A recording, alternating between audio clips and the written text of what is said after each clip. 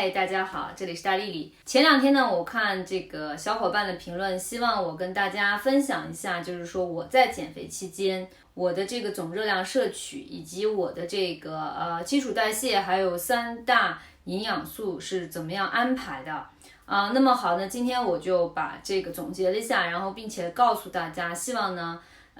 在减肥上能够更多的帮助到大家。那么首先我们先来说一下我们人体的基础代谢，相关如何提高基础代谢呢？我也有一个视频，那么大家可以去看一下。那么什么叫做人体的基础代谢呢？人体在清醒而又极端安静的状况下，不受肌肉活动不受环境温度、食物以及精神紧张等影响时的能量代谢率。那么每天适量的运动有助于提高我们身体的基础代谢率。另外呢，通过性别年龄身高和体重都能够粗略的计算一个基础的代谢率。那么接着我会给出我们人体基础代谢率的一个基本的公式，大家可以计算一下。那么我在这里告诉给大家我的经验是，我当时减肥，我每天的基础代谢率按照我1.68米的话，它就大概在1268千卡。然后也就是说呢，我如果每天吃的少于这个1268呢，我就能瘦。当然这是个估计值，因为每天我有可能会运动，对不对？可能会外面散步等等，这些可能都会给我额外的增加一些运动的这个消耗但是呢，整体来说的话，如果我们要减肥呢，我们就要制造这个热量缺口。所谓热量缺口呢，就是说我们的摄入必须要低于我们的消耗，这样的话呢，我们才能够减肥。那如果我们的摄入跟我们的基础消耗，或者说跟我们的整体的一个消耗相等的话，那我们的体重就会保持不变。OK， 那么有一个这个概念以后呢，那么我们就来说我们这个基础消耗或我们的总热量。我们平常摄取的话，按照我们亚洲人的饮食习惯，我们是以吃碳水化合物为主。但是我们减肥的时候呢，如果你把这个基础消耗所带来的热量全都由碳水化合物来提供的话呢，你会很容易感到饥饿。因为我在之前的视频也说过，那么碳水化合物呢，它是极容易被我们肠胃消化的，大概在1小时之内就会被消化殆尽，那么会转换成热量，那么供给你使用。那如果你的消耗没有那么多的话呢，它就会以脂肪的形式被储存起来。另外有一方面呢，碳水化合物又会刺激你胰岛素分泌，如果你胰岛素分泌过多呢，那你就是说非常方便你脂肪的一个储存。 OK， 那这个方面我已经是多次说了，就是说我们在减肥过程中，碳水的量要减少，蛋白质的量要提高，脂肪的量要提高。那现在就说到这个3大营养素我是怎么安排的。那我在减肥时期的话，如果说我们把我们这个总的热量摄取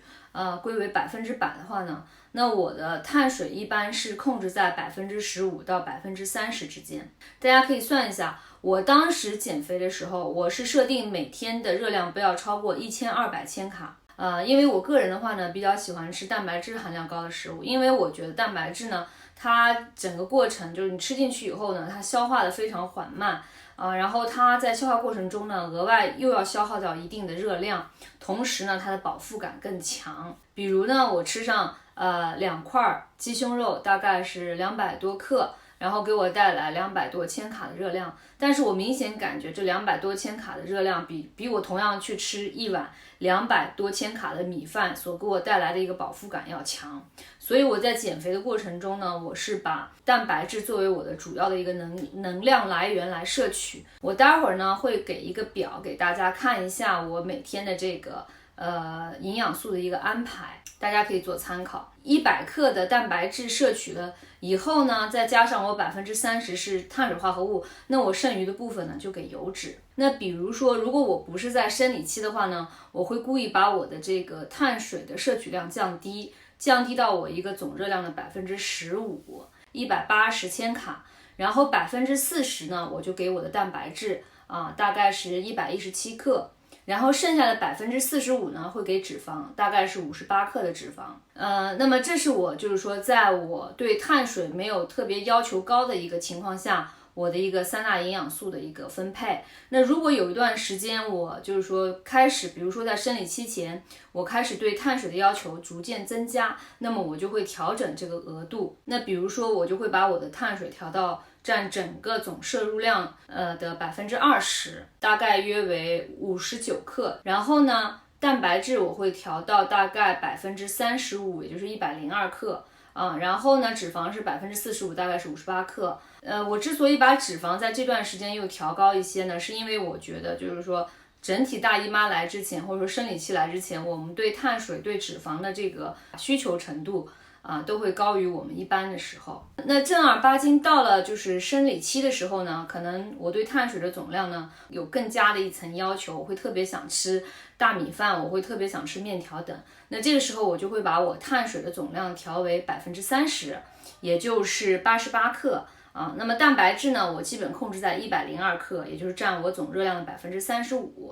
然后另外的35%呢，我就给脂肪，大概是45克。那 OK， 那这就是我在减肥期间我的一个3大营养素的分配。那么整体的话呢，大家还是要按据自己的实际情况来。那因为呢，这个15%到30%的这个碳水化合物的摄取，可以说是对于我们女性的一个最低量的一个要求了就是说你至少应该摄取15%到30%的碳水化合物。当然了，这就不符合一个生酮的标准，所以我也一直说了，我不进行生酮饮食，因为一方面我觉得我自己做不到，而且我就算短暂的做到，我也持续不了太长时间，因为我本人还是很喜欢吃碳水化合物的，所以我会时不时的给自己加一点小点心啊什么之类的。但是呢，我又会去算我整天的这个碳水的摄取量，所以呢，我可以保证在固定的时期内，我的体重稳定或者是下降。那么大家可以根据自己的一个情况，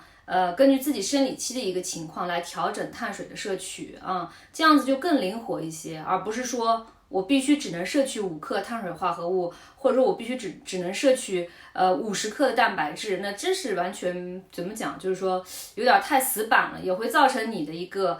情绪上的一个不开心。另外呢，就是蛋白质的摄取量呢，应该是你体重的1倍或者是1.4倍。那么有一些人呢，他在减肥过程中，他喜欢运动，比如说喜欢这个高强度的一些 HIIT 之类的，那我建议你可以把蛋白质拉高，因为呢，你在这个重训过程中呢，你如果摄取蛋白质呢，会更加有利于你肌肉的合成 ，OK， 它会帮助你长肌肉。那整体的话，大家对自己的一个基础的热量消耗要有一个概念，就是说，比如说我当时减肥，我是1200千卡，或多或少。当然了，每天可以给自己制造一些热量缺口，比如说你今天出去逛个街，试上一堆衣服，可能你就制造了200千卡的热量缺口，对吧？那可能有某一天你在家里边懒得动弹，一动不动，可能你的摄入跟你的消耗就持平。但是呢，我不太建议长时间的这个就是摄入低于你基础消耗，因为这样的话呢，会导致你的下丘脑做出应激反应，让你整体的身体基础代谢走下坡路，那么对你的减肥呢也是非常不好的。那今天的分享呢就到此为止。那么希望小伙伴们在评论区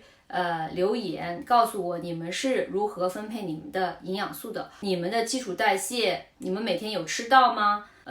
也欢迎大家评论，希望想知道更多什么其他的关于减肥方面的知识，或者是关于我减肥方面的经验等等